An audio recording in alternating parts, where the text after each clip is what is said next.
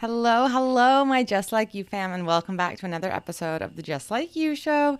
I'm your host, Alexis Christine. I hope you guys are having the most amazing week, day, year, whatever it is, and that you guys are slowly finding some peace in this world. Today, I want to talk to you about how I knew I was ready to leave corporate and the steps I took to prepare myself to get there. I've had a lot of people ask me these questions, and it also was a question that came up when I did my box on Instagram for Q&A topics for the podcast. But because it's such a lengthy question slash answer, I figured I would make it its own topic. So that's what we're going to be talking about today. But of course, as per usual, I would like to pull a card for the collective. So let's see what we get here.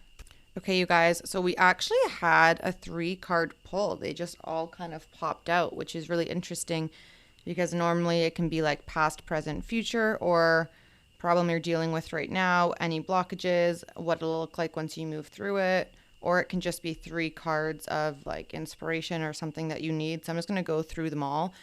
Let it speak to you however it does. Don't try and force a meaning because there are 3. So maybe only one of them will resonate. And the reason 3 popped out is because there's so many different energies going on at the time that, you know, one person might resonate with one and another person might resonate with another. Who knows? So the first one is the empathy card, and the elements attached to it are rose quartz and Venus.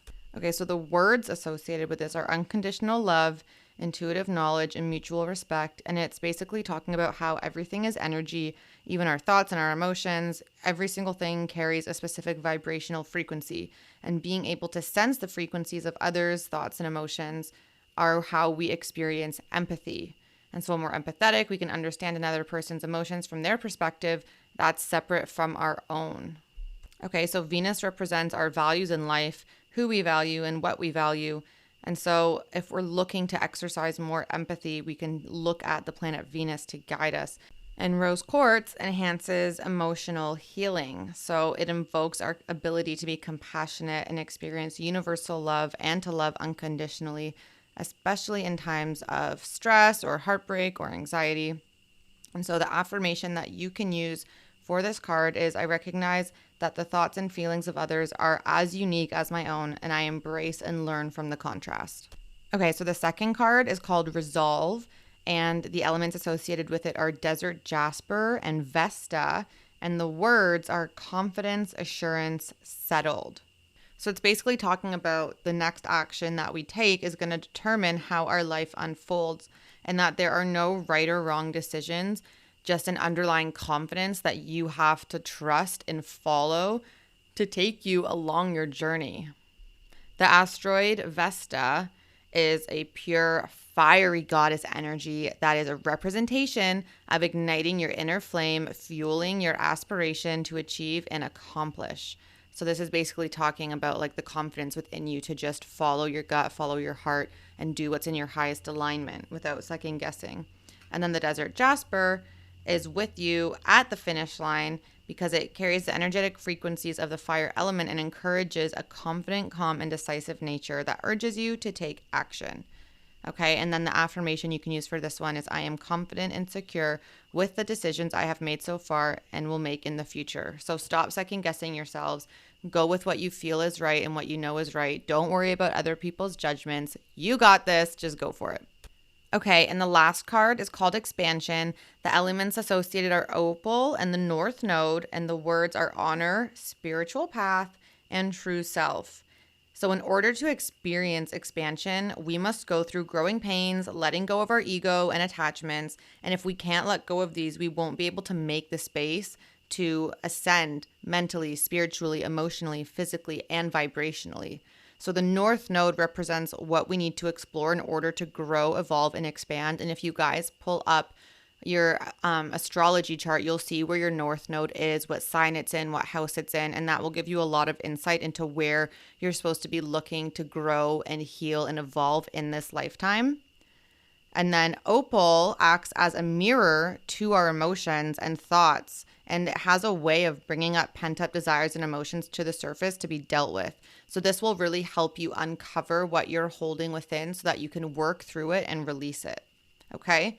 And so the affirmation associated to this one is, I let go of my ego and move toward my main purpose and my soul mission in this lifetime. Okay, so getting into today's episode, like I said, we were talking about how I knew I was ready to leave the corporate world and the steps that I took to feel confident leaving the corporate world. So the first question was, how did I know when I wanted to leave? Honestly, I have never really enjoyed working in the corporate world. So I feel like I always had this underlying of this can't be the rest of my life. This can't be what I'm doing until I retire at, 65 or whatever the fuck the age is now. And I actually took the year of 2019 off from working. I was working at a job that was a mat leave cover. That contract ended in January of 2019, and I just never went back to work. I actually chilled. I got my breast lift and reduction surgery, actually. That was like a great time for recovery. And then I just did a lot of traveling. I was working out. I was climbing twice a week. I was just living life and enjoying the time off and not really having to be stuck in a corporate environment. And I had a lot of savings, so I was fine to do that. And then near the end of the year, I started running out of my savings. And so I just started working at MEC, which is like a outdoor kind of like sports store, I guess, because I was climbing all the time. And I was like, what better place to work than a place where I can get a discount on climbing stuff? And I did that for a few months, and I had the call to come back to London. So I came back to London, obviously needed to find a corporate job because you cannot survive on a minimum wage in the UK. So I went back into corporate, and at first it was okay. I didn't mind it.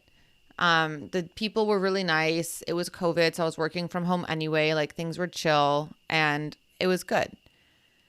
And then there was people that started joining the team who I wasn't really vibing with, and a lot of people were coming from different corporate backgrounds and had a specific way or almost an expectation of how things were done that was very different to the culture of our company. We were very tech startup, no hierarchy kind of vibe, and they were coming from like banks and other things where it's like, I'm higher up than you, I'm more important than you, you need to do all these things for me because I'm too good to do it myself. And that was just not a vibe that I really vibed with. And it does take a while for people to adjust to like a tech startup vibe culture, but I really struggled with their transition because it just didn't seem like it was happening. So that was the kind of first moment of, I don't know if I'm enjoying this anymore. It's not really feeling like this is for me. And then I ended up having to switch managers because I was originally reporting to the chief of growth, and then they hired someone in between us. And so just naturally, it made sense that I reported to the person that was in between us rather than the C-level. So that happened. And I knew from the start, like even in the interview, when we interviewed this person, I was not a huge fan. Nice person. I said they seem like a great human, but in terms of the culture and possibly being someone I report to, I don't think it'll work. And then we went ahead and hired him anyway. So we waited a year before I had to transition over because we knew it wasn't going to be the best vibe. But when that transition happened, it was like right away, I was hating my life every single day. Every single time I got an email or a message on Slack or something from this person, I had the most insane anxiety. They were never happy with anything I did. They never said thank you. It was always very demanding. And it was just not something that I could deal with. So that was my second thing of, okay, like if this doesn't change, like I need to leave. And I actually had told that to my previous manager before we transitioned. I said, if I wake up every day hating my life, I'm going to leave. Like I'm not going to stay here. It's not worth it for me. So just be warned. And I don't know, maybe some of you might think that's like a crazy thing to say to a manager in a corporate environment, but I am very much about respecting myself and respecting my boundaries and having the people that I work with also respect me. And I have absolutely no shame in asking for what I know I deserve. So if that is something you struggle with at your job, I highly recommend you start working on the confidence to stand up for yourself, because you get walked over so easily in a corporate environment when you don't.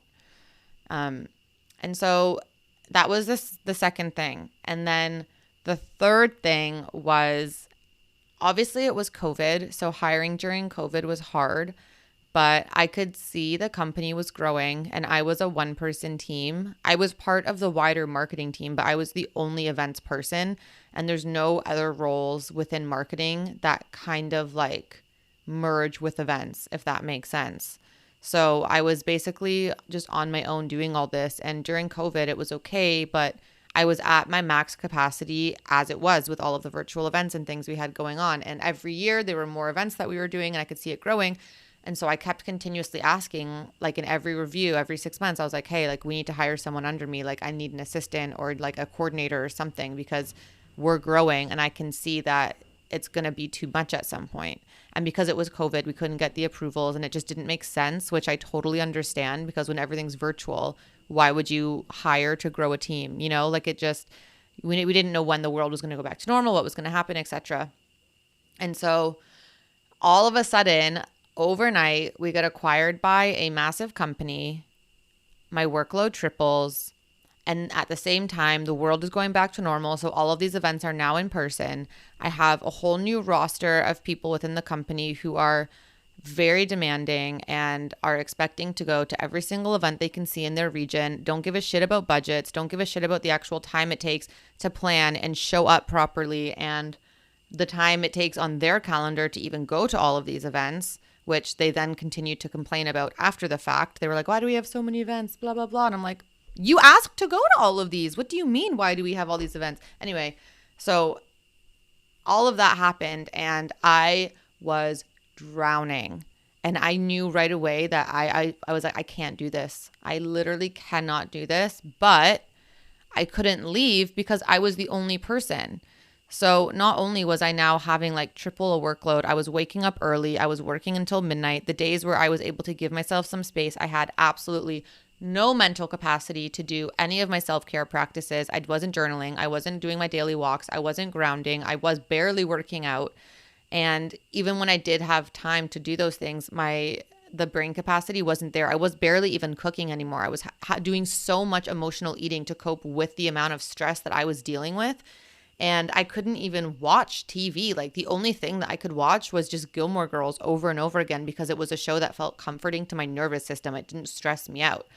So it was a really hard time. And I knew that I couldn't survive like this anymore. I was crying on almost a daily basis just from stress or people being dickheads, my manager not being nice to me. Like there was just so much happening and I couldn't leave, or I felt like I couldn't leave because I was putting the company's needs before my own. I was the only person, and if I left, they would have been absolutely fucked up the ass, because if I'm gone, who's going to do all of the stuff that I'm doing? There's no one on my team to take over the role. And so like partway through the year, like near, I want to say like mid to end summer, we were able to hire a couple marketing interns, and one of them helped me a lot with like the admin and stuff of the events. But by the time we hired him, like if I was 50 feet underwater drowning, he got me maybe up to like 30 feet underwater. So it was still just way too much. And I thought moving back to Toronto would be easier because I wouldn't have to deal with any of like life stresses with like rent and bills and, you know, all of that kind of stuff. I was like, maybe if I go home, I have my family around me, I have my support system around me, I can just live with my dad and, you know, just really focus on trying to reground myself and get my practices back. That will help. And it didn't. It actually was, I don't know if I want to say worse. It was definitely nice to be at home, but I think my emotional eating like got a lot worse because I was at home and I was in a place that felt safe. I felt safe to eat more and comfort myself more. And then I obviously had external factors around me of the holidays coming up and, you know, the people around me not necessarily eating the healthiest and then being influenced by that and then being home and wanting to see all my friends. And then the social thing to do is to go out and eat. And it was just like a snowball effect. And essentially from the start of the year, from the start of 2022, I knew that I was going to be leaving this company. I just didn't know when. And then when I left London, it became very apparent to me that I needed to leave by the end of the year. I could not go into 2023 on the same path that I was on that year. So I sent in my notice. My last day was mid-January because I had to wait for some financial stuff within the company to sort itself out. And then that was it. So that's how I knew that I wanted to leave and how I planned for that. So obviously this was something that was in my head for the whole year. And so I'd still been traveling and doing other stuff, but I'd started saving because I knew at some point I was going to be leaving. And that was also part of the reason why I decided to move back home to Toronto, because I wasn't going to have to be paying rent or really have any bills.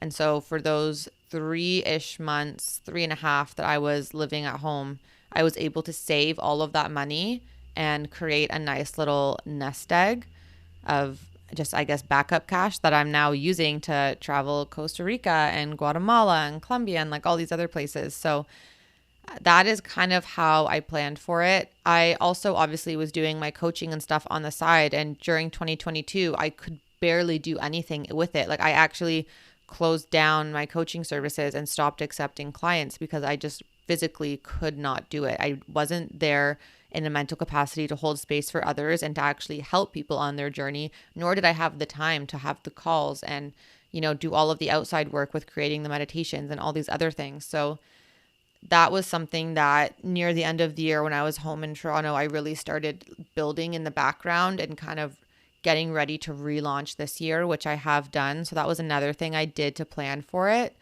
And I actually was, I think I've mentioned this before, originally going to move to Bali. That was my plan. I was going to quit. I was going to move to Bali and I was just going to heal and live in the jungle and have the warm weather and have the beach and, just be in alignment, living a high vibe the way that I did when I was living in Mexico for that month. So that was my plan. And then I actually divinely was led to Costa Rica. And so now I'm here. And I didn't really have much to plan coming here. All I really had to do was find somewhere to live. And that was about it. I had a friend here. I'm going to a retreat here after. And then I've got some other travel plans. So basically my planning to leave corporate was just saving money.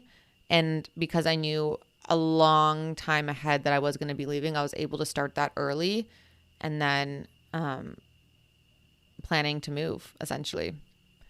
So the actual leaving process was hard. Like when I handed in my notice, I was crying because I sent it into. Okay, so actually, I forgot to mention this. At the point that I handed in my notice, they had made a change. So I was reporting to someone else because the other manager obviously wasn't working. And so I was reporting to someone who I'd worked with from day one at the company, who I loved, which was amazing.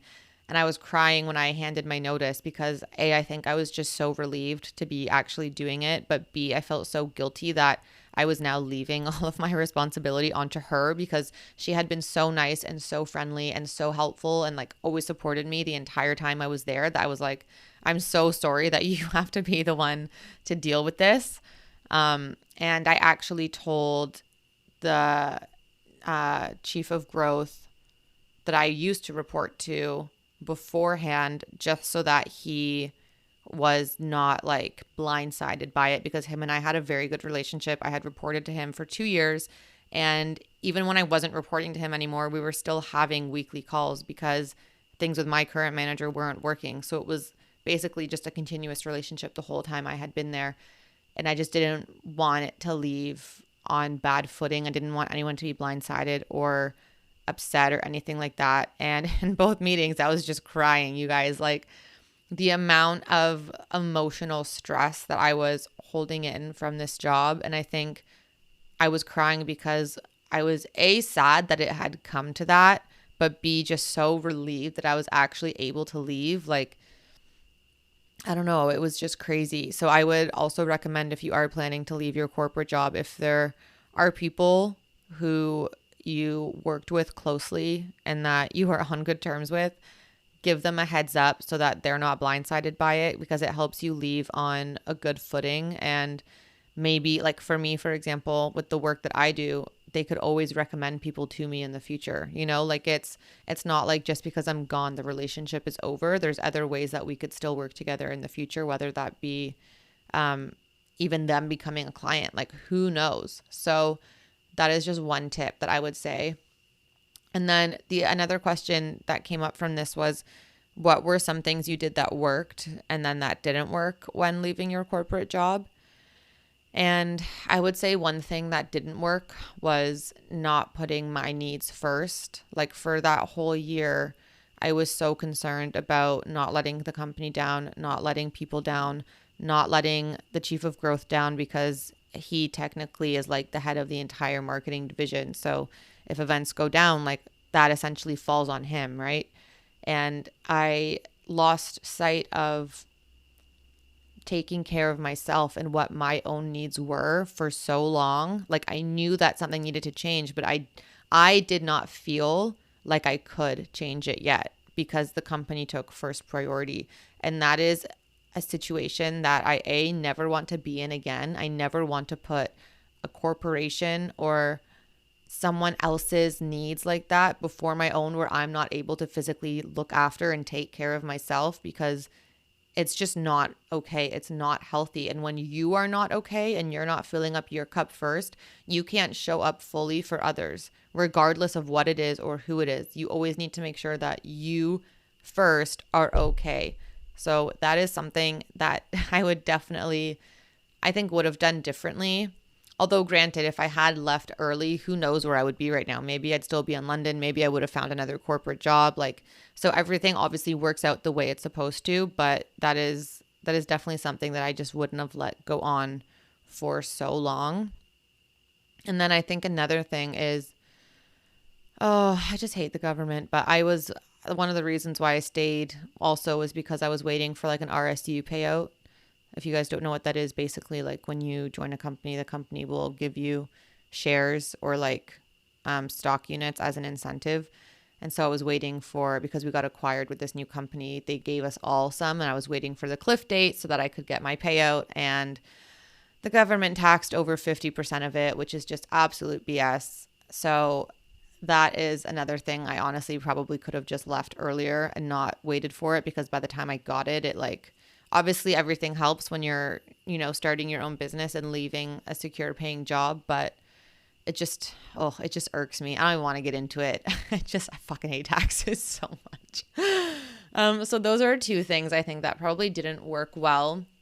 But I think a couple things that did were, like I already mentioned, just letting the people who were like key in my journey know beforehand, and always standing up for myself and telling people what I needed and what I wanted. And when there were people who were quote unquote higher up than me, even though they were in technically a different company than us, because we had a couple sister corporations, I did not take their shit. I fought back to them every single time. And then when they went above my head, and the person, or like literally two people above my head, just transferred it right back down to me, they were like, fuck. And I was like, I told you, like, this is like, I'm in charge here, like no one else like is gonna go above me and say yes, because this is my area, this is my domain.